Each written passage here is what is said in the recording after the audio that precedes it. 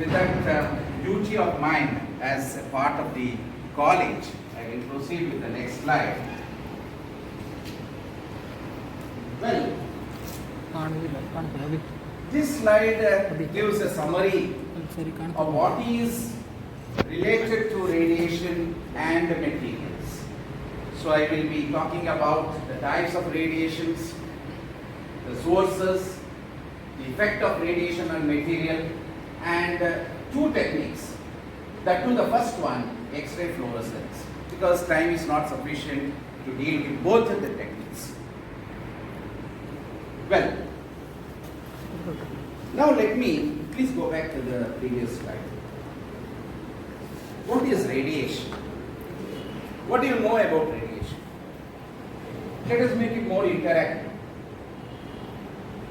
Radiation involves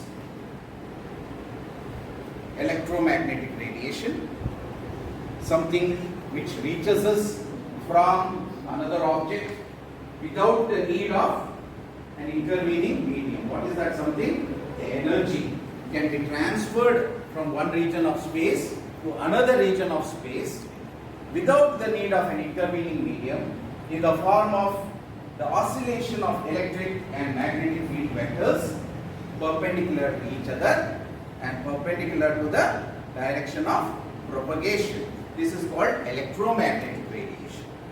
It involves a huge spectrum. I could have put a slide on that in the PPT, but all of you have seen it in your textbook. It starts from the high energy electromagnetic radiation, that is gamma rays.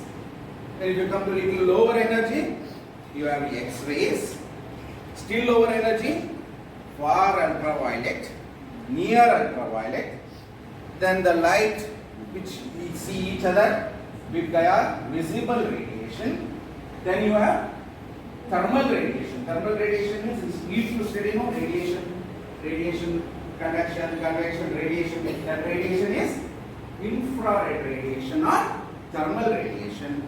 Then you have microwaves, your mobile waves, your TV waves. Each one of you have got a generator of transmitter of electromagnetic radiation and receiver in your pockets. I'll come to that later. Mobile radiation. Then still lower level, that is at higher wavelengths and smallest energy, you have got the radio waves. Huge spectrum. You have something of the order of picometers in the case of gamma radiation, to something of the order of several meters wavelength in the case of radio waves. Out of this, which one is ionizing and which one is non-ionizing? Because my topic is on ionizing radiation. This is something familiar to you, isn't it? All of you have studied about radiation. Electromagnetic radiation, electromagnetic theory was a part of your syllabus in 4th semester.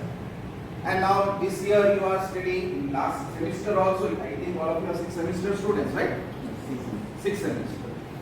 You have studied about X-rays. Now you are using X-rays for the study of solid state physics, crystal studies. You are also studying nuclear physics in this semester in one of the papers, right? So you should be more interactive. It is directly related to your syllabus. Either way, out of the entire spectrum of electromagnetic radiation, which one is ionizing and which one is non-ionizing? In order to understand this, we need to know what is meant by ionization. By ionization we mean an atom, as you know matter is made up of molecules, atoms, and atoms, they are electrically neutral because you have central nucleus containing neutrons and protons. So you have atomic number of protons, Z, or correct pronunciation is Z into E, into +1, where E is the charge of the electron. So you have plus Z number, Z into E number of protons in the nucleus. Surrounding you have how many electrons? Atomic number of electrons minus Z into E. So total charge of the atom is plus Ze minus Ze equal to 0. 0. So we say that the atom is electrically neutral. If we are able to remove some electrons by some process, usually when you comb your hair, you will remove electrons from one object and it will be transferred to the other object. So your hair will stand like this. Isn't it? Static electricity. So one of the bodies get charged. You see. So if radiation can remove electrons from atoms, not just the valence electrons, if it can remove the core electrons from the atoms, then each atom or some of the atoms in the material becomes electrically charged because the number of protons plus Ze will be greater than the number of electrons because some electrons have been removed. So this is called ionization.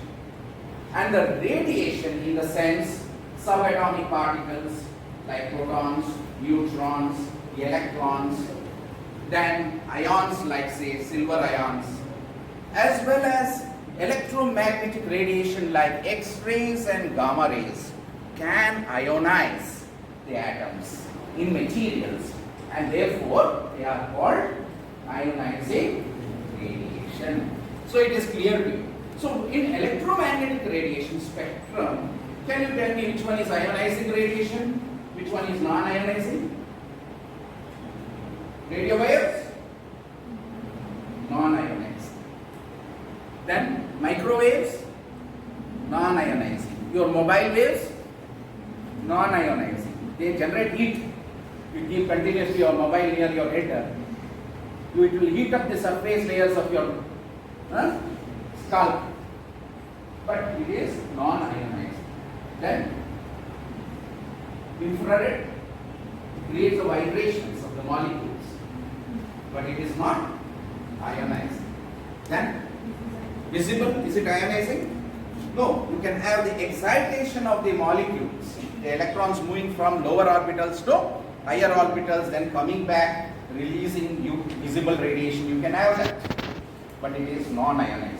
Ultraviolet, question mark. The ultraviolet can be divided into three parts: UVA, UVB, and UVC.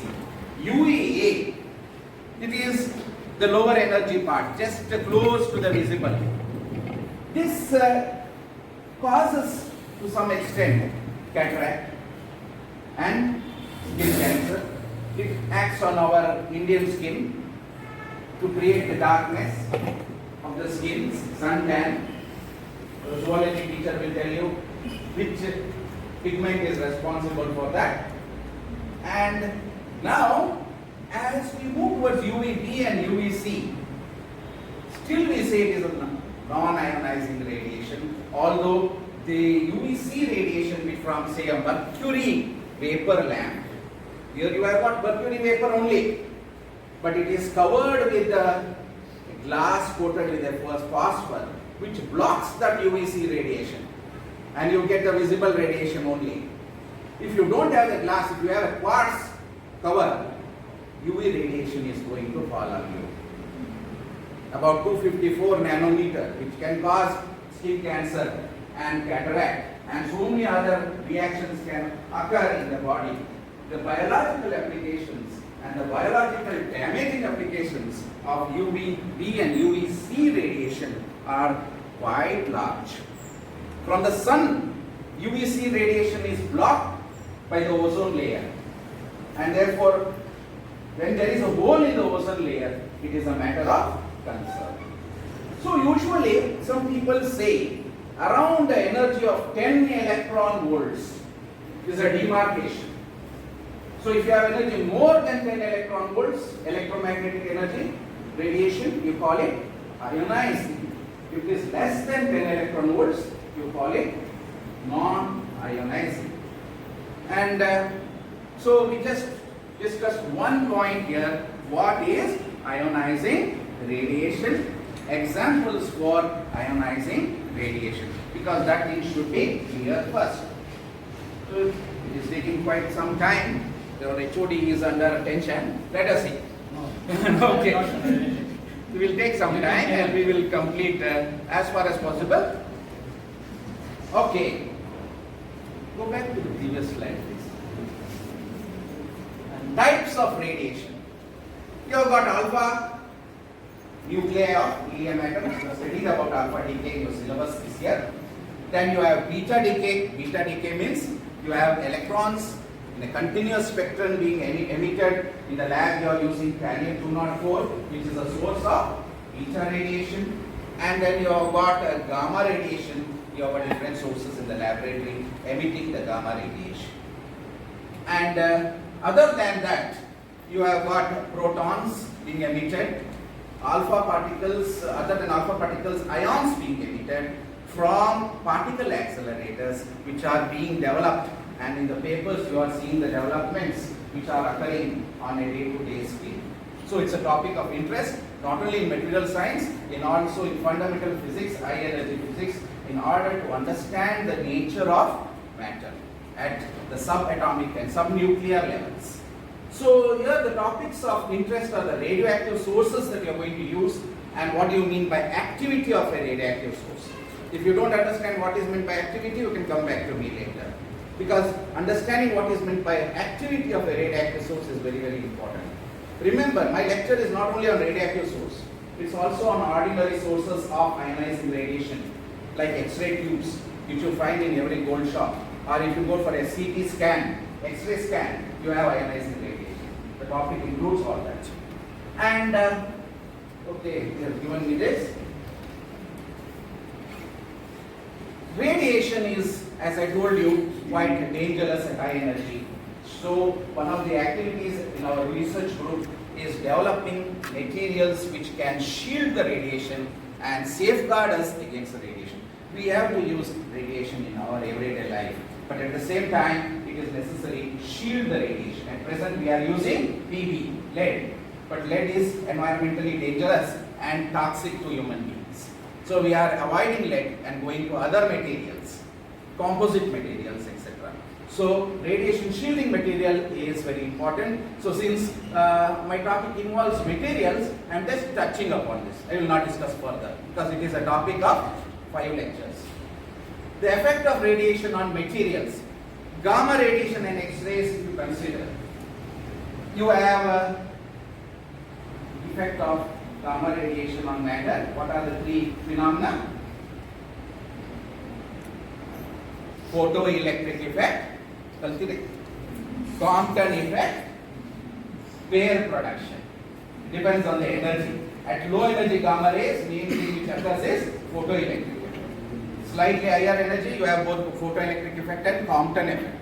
Above 1.022 MeV, you have pair production, which increases with increase in energy. Still, if you go to very high energy of the order of 10 MeV, 20 MeV like that, you have photonuclear reactions, photodisintegrations, where the gamma rays interacts with the nucleus and some particles like protons, neutrons, alpha particles can come out. So, when you consider the interaction of radiation with matter, you have to immediately say the phenomena are photoelectric effect, Compton effect, pair production and photonuclear reactions. All of them depends on the energy. But the sir which to make a pata and go each one of these topics is a 2-hour lecture. But what can you do? What is that? Persala. No. Mobile. In mobile phone, one particular resource person gave a lecture for 1 hour. Science at your touch screen fingers. ನಿಮ್ಮ fingers mobile phone screen na muttidre ಏನಾಗುತ್ತೆ, you can use the different apps and you can get so much of information. And in India, you are so lucky that data is so cheap. It's not so in foreign countries, very, very costly. And you are wasting data because your attention is diverting. More than the disadvantages of mobile radiation, there are psychological disadvantages of using mobile because you don't really speak to your friends, you don't speak to your parents, you You don't speak to your teachers, you speak only to your mobile and your Facebook friends. Okay? This is more dangerous than the radiation from mobile phones. Okay? And this has affected the psychology of every one of us, including me. I am also an addict of mobile phone. But when you talk about the mobile, you just in Google search, you tap or just type these keywords. You get wonderful PDF documents, PPTs on each one of these phenomena. Many of them are in your syllabus. You can read them. My job is only to inspire you. I cannot complete everything within 1 hour. Okay? And another effect of radiation on materials is radiation-induced damage of materials. ಇದೆಲ್ಲ ಬರ್ತದ? ಇಲ್ಲಿ radiation ಅಂದ ತಕ್ಷಣ ಇಂಡಿಯಾದಲ್ಲಿ, in India, when you talk about radiation, what immediately comes to your mind? Which great facility in India comes to your mind? DARs, nuclear power stations, Kaiga, nearby. Nuclear power is produced. So immediately when nuclear power is produced, you have radiation there? Yes. The nuclear byproducts are very dangerous. You have so much of cesium-137 produced, which emits gamma rays of 662 keV. You have neutrons produced, which are themselves very dangerous.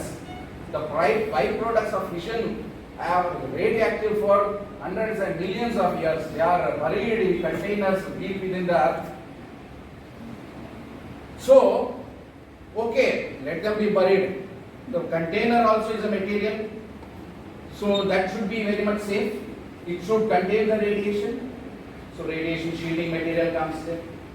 And okay, you have got the nuclear power station surrounding the reactor core.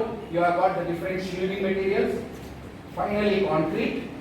In what way the radiation from a nuclear power source, like the neutrons, for example, the high energy gamma rays, can damage the materials which are used for the construction of the nuclear power plants. Have you asked? Have you seen the effects? Have you visited Kaiga? They won't allow you inside, they will only show you the outside of it. I also visited with my students, MSc. They won't allow you inside. They will take special permission. Taking special permission, you visit. Now recent developments, I am also member of Indian Nuclear Society. Recent development is Kaiga 5 and 6 stages have been commissioned. Okay, they have started constructing. Very good. It is necessary. Power goes to Bangalore, other places. But still, we require the power. Environment is damaged to some extent. But it's always a balance between development and environment. So both of them should be balanced. What about the effect of the nuclear radiation on the construction material? The lifetime of the construction material depends on that, after which it should be decommissioned and new construction material should be used. So it is an important topic of research here and is of importance in the Indian context also. Radiation processing and radiation-induced polymerization. Last topic is something close to my research work on polymeric materials. It involves chemistry also. Let me not go to that. So you see, we are going to the top of the pyramid where the different branches of science combine. I talked about zoology, now I am talking about chemistry. Then mathematics is always there, it's a science, it's a language of science. Now, I will concentrate on the use of ionizing radiation to study materials. Not the damage of materials, not the processing of materials, but how can you study the properties of the materials using ionizing radiation. This topic, X-ray fluorescence, is a matter of several textbooks. It is very close to you. If you go to the market, if you want to buy gold, or if you want to sell your gold ring, okay, then what you will do? You will go to the shop, gold shop, and you are going to give your ring. He is going to melt it and going to hammer it, make it a pellet, and he is going to use some instrument in his shop. It's a good shop. It is called X-ray fluorescence instrument, wherein it detects how much of lead is there in that gold you are giving him, how much of copper is there, how much of silver is there, and how much percentage of gold is there. That is, the elemental constituents or composition of the gold, which is actually not a pure gold. You cannot use pure gold. It will be very, very soft. So you have 24 carats, 22 carats. You can speak in terms of carats. There is a mixture of gold and copper, gold and silver, etc. And you get back the price only for the gold, not for the other elements. So X-ray fluorescence is something which is not a high-level science. It is there in the market. In a gold shop, you have X-ray fluorescence meters. X-ray fluorescence is used when there is a crime, in the scene of crime, to identify the criminal, to identify certain elements there. You use X-ray fluorescence. In arts, when you have the beautiful paintings, rare paintings, to identify the pigments in that particular painting without destroying the sample, you use X-ray fluorescence. So I am not talking some high-level science, but it is science. It is high level in a different way because science is science at whatever level you speak about it. But it is very close to us. Another topic is positron annihilation spectroscopy. This is my PhD topic. I cannot touch on it now. Next time if professor calls me, then I can talk about it. Let me go to the next topic. Next slide, please. So what are the sources of X-rays? Because I am going to talk on which particular ionizing radiation? I am going to talk on X-rays. And because it is in your syllabus also, X-rays can be sourced from different devices. Usually in your X-ray shop, what you have? You have the X-ray tube. You have learned the construction of the Bullish tube, etc. Right? Then you have radioactive isotopes which can emit both low energy gamma rays as well as X-rays. They are, for example, cobalt 57. When I talk about a radioactive source, remember what you should do first. You should remember the name of the radioactive source. You have to type in the Google search decay scheme of cobalt 57. There are very good websites like nuclei.org.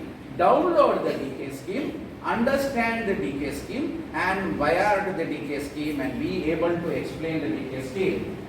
I will give you very good advice. Tomorrow when you go for any job in nuclear field or radiation field, first thing they ask you, if you talk about any radioactive source, decay scheme bari rappa.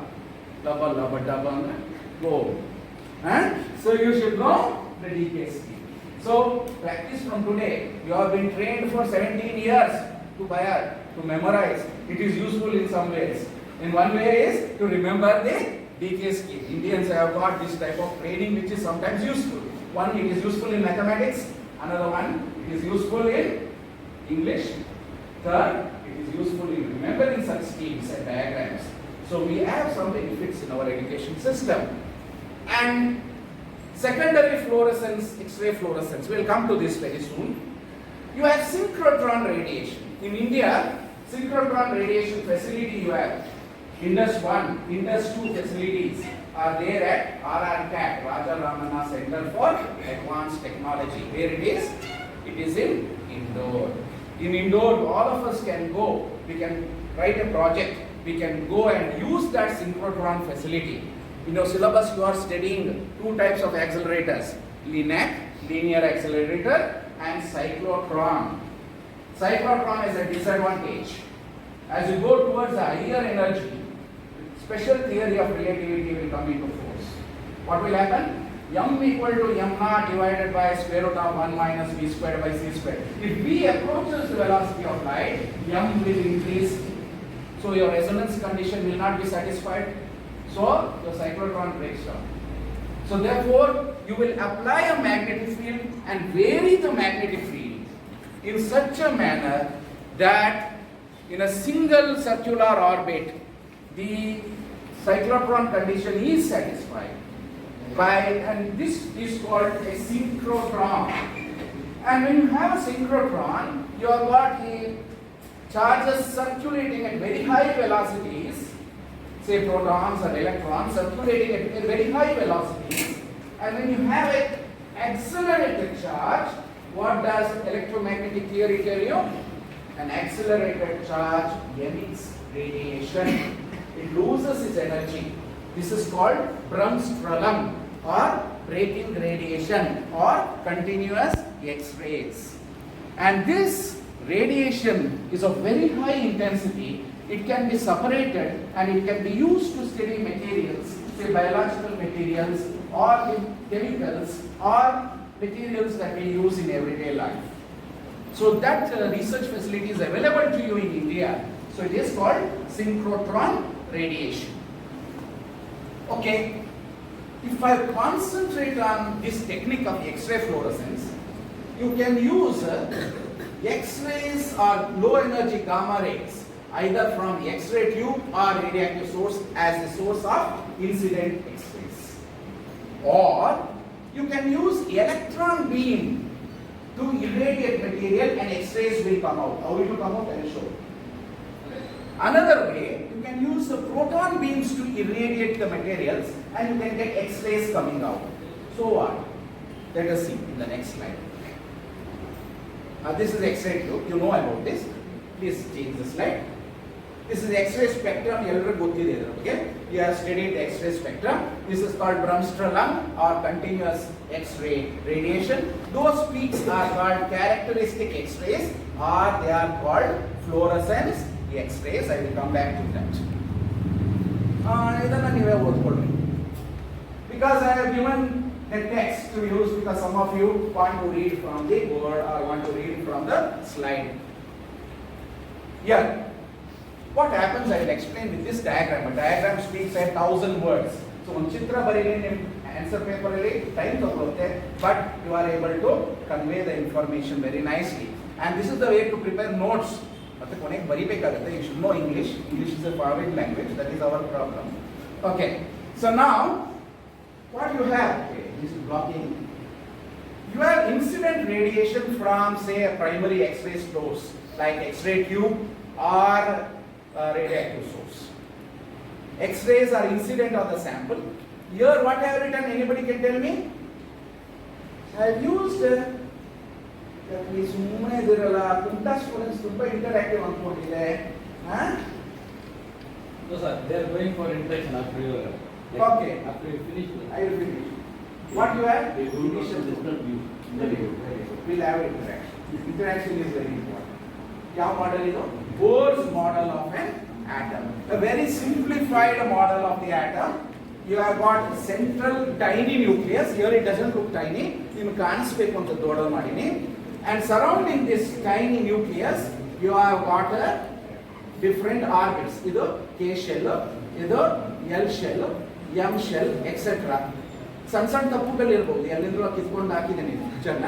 So K shell ಅಲ್ಲಿ 2 electron ಇರಬೇಕು, L shell ಅಲ್ಲಿ ಎಷ್ಟು ಇರಬೇಕು? In each shell you have 2 into n squared, where n is the number of the shell of the principal quantum number. Chemistry ಅವ್ರಿಗೂ ಗೊತ್ತು, physics ಅವ್ರಿಗೂ ಗೊತ್ತು, electronics ಅವ್ರಿಗೂ. Allowed in fifth sense. Okay. You have this radiation or X-ray which falls on the atom. If the energy of the X-ray in kilo electron volts, what is 1 electron volt? Energy in atomic and nuclear physics is expressed in electron volts. It is the energy gained by an electron when it is accelerated across a potential difference of 1 volt. Joule tumba dodda unit agutte joule. So 1 electron volt is how much? 1.602 into 10 raised to minus 19 joules. So it is a suitable unit for atomic physics. Nuclear physics it bandaga mega electron volts. X-rays it bandaga kilo electron volts use ಮಾಡ್ತೀವಿ. Kilo andre 1000. So if the energy of this incident X-ray is greater than the K shell binding energy, the lead K shell binding energy, ಎಲ್ಲರಿಗೂ mobile ಇದೆಲ್ಲ book ಇದ್ದಂದು ನೀವು x-ray data book ಅಂತ type ಮಾಡಿ Google search ಅಲ್ಲಿ ಒಂದು PDF file ಸಿಗುತ್ತೆ Lawrence Berkeley ಲ್ಯಾಬೊರೇಟರಿಯಿಂದ. ಆ PDF ಫೈಲ್ ಡೌನ್ಲೋಡ್ ಮಾಡಿದ್ರೆ ಎಲ್ಲ ಆಟಮ್ಸ್ ನಿಮಗೆ ಬೈಂಡಿಂಗ್ ಎನರ್ಜಿ ಸಿಗ್ತದ, as well as all fluorescence information ಸಿಗ್ತದೆ. ಮುಂದೆ ಟೀಚರ್ಸು ನಿಮ್ಗೆಲ್ರಿಗೂ ನಿಮ್ಮ ಜೂನಿಯರ್ಸಿಗೆ ಗೈಡ್ ಮಾಡಬೇಕಾಗುತ್ತೆ, ಎಲ್ಲ ಕ್ಲಾಸಲ್ಲಿ ಆಕ್ಟಿವಿಟಿ ಬರ್ತದೆ. So this instruction is meant for youngsters among the teachers. Okay? So now, what happens is when you have the energy slightly greater than the binding energy, then photoelectric effect at the atomic level takes place. Andre atomic photoelectric effect. Atomic photoelectric effect andre eno? The incident low energy X-ray is absorbed and the electron is ejected with an energy equal to the energy of the incident X-ray photon minus the binding energy of that particular electron which is bound to the nucleus. Binding energy andre eno? A certain amount of energy is given out of the system when there is a linkage between the electron and the nucleus. So a electron ಹೊರಗಡೆ ಬರಬೇಕಂದ್ರೆ ಅಷ್ಟೇ energy ಹೊರಗಡೆಯಿಂದ ಕೊಡಬೇಕಾಗ್ತದೆ. That is called binding energy. So if you provide this binding energy, that electron will become free and a vacancy is created. This is an unstable state for the atom. The atom cannot remain in that state for long. In a few picoseconds or femtoseconds, what will happen? One of the electrons in the upper levels will occupy that vacancy by the process of de-excitation. A transition takes place, say, from the L shell to the vacancy in the K shell, which is shown here with the help of this arrow. So a transition takes place and the difference in binding energy between the K shell electron and the M shell electron. ಯಾಕಂದ್ರೆ K shell ಬರಬೇಕಂದ್ರೆ electron ಗೆ ಜಾಸ್ತಿ restriction ಆಗುತ್ತೆ. So when any electron comes to the K shell, it has to give out energy. When it comes from L shell, in L shell energy which is given. Studio Physics, Dr. Vinayak. My dear friends and the budding scientists of our nation.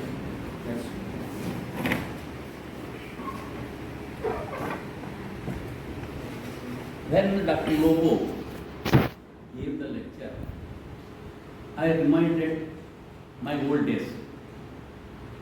I was the student of this institution from 1963 to 1967.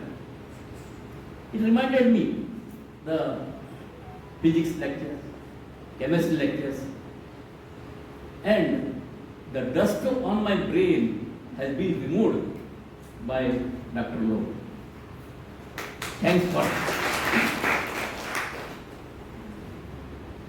At one place, Macbeth says that reading makes a man knowledgeable. Reading makes a man knowledgeable. Writing makes a man systematic writing, that means discipline. And conference or workshop or seminar makes a person ready-made man. So you people are ready-made man. You can face any consequences, and if you have asked many questions regarding all these topics, you could have get much more information from Dr. Lobo. ಈ ಒಂದು ಸಂದರ್ಭದಲ್ಲಿ ಇನ್ನೊಂದು ಕೂಡ ನೆನಪು ಬರ್ತಾ ಇದೆ. ಇದನ್ನು ತಯಾರು ಮಾಡಬೇಕಾದಾಗ one should remember 7 P's. Piece ಅಂದರೆ ಶಾಂತತೆ ಅಲ್ಲ, 7P, ಕ್ಯಾಪಿಟಲ್ ಪಿ. ಆ ಒಂದು ಹಂತವನ್ನು ಇವರು ದಾಟ್ಕೊಂಡದಕ್ಕಾಗಿ ನನಗೆ ತುಂಬ ಖುಷಿ ಇದೆ. ನೀವು ಕೂಡ ಇಂತಹವುಗಳ ಬಗ್ಗೆ ವಿಚಾರ ಮಾಡುವಾಗ ಆ 7 P's ಬಗ್ಗೆ ನೆನಪಿಟ್ಕೊಳ್ಳಿ. ಮೊದಲನೇದಾಗಿ ಪರ್ಪಸ್, ಯಾವ ಉದ್ದೇಶ, ಅದರಲ್ಲಿ ಎರಡನೇ ಪಿ ಯಾವುದಂದ್ರೆ ಅದರಲ್ಲಿ ಅಳವಡಿಸತಕ್ಕಂತಹ ಪ್ರಿನ್ಸಿಪಲ್ಸ್. ಮೂರನೇದಾಗಿ ಪ್ಲಾನಿಂಗ್, ನಾಲ್ಕನೇದಾಗಿ ಪರ್ಸಿವರೆನ್ಸ್, ಸತತವಾದಂತಹ ಅದ್ರ ಹಿಂದೆ ನಾವು ಬೀಳ್ಬೇಕಾಗುತ್ತೆ, ನಾವು ತ್ಯಾಗ ಮಾಡಬೇಕಾಗುತ್ತೆ, ಅಲ್ಲಿಷ್ಟು ಇನ್ಫಾರ್ಮೇಶನ್ ಕಲೆಕ್ಟ್ ಮಾಡಬೇಕಾಗುತ್ತೆ. ಪ್ಲಾನಿಂಗ್ ಆದ ನಂತರ ಪ್ರಾಕ್ಟೀಸ್ ಆದ ನಂತರ ಪರ್ಸಿವರೆನ್ಸ್, ಅದರ ನಂತರ ಬರ್ತಾ ಇರೋದು patience. Patience is very important. At the end you will be very much pride, and that is the preparation what he has done today. Really, I am very happy. He has adopted all these norms and put before you the lecture in such a way even a common man can understand. Not only graduate students, common man can understand. ನಮ್ಮ ಕಾಲದಲ್ಲಿ ಇಂತಹ ರೀತಿಯ ವ್ಯಕ್ತಿಗಳು ನಮಗೆ seminar ರೀತಿಯಲ್ಲಿ ಅಥವಾ workshop ಸಿಗ್ತಾ ಇಲ್ಲದಿದ್ರೆ ಪ್ರಾಯಶಃ ನಮ್ಮ ಬ್ರೇನ್ ಕೂಡ ಅತ್ಯುತ್ತಮವಾಗಿ ಆಗ್ತಿತ್ತು ಅಂತ ನನಗೆ ಅನಿಸ್ತಾ ಇದೆ. ಮಿತ್ರರೇ,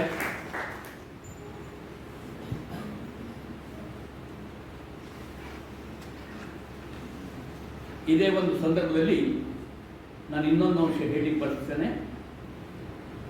read widely, think wisely, learn properly, and then act bravely.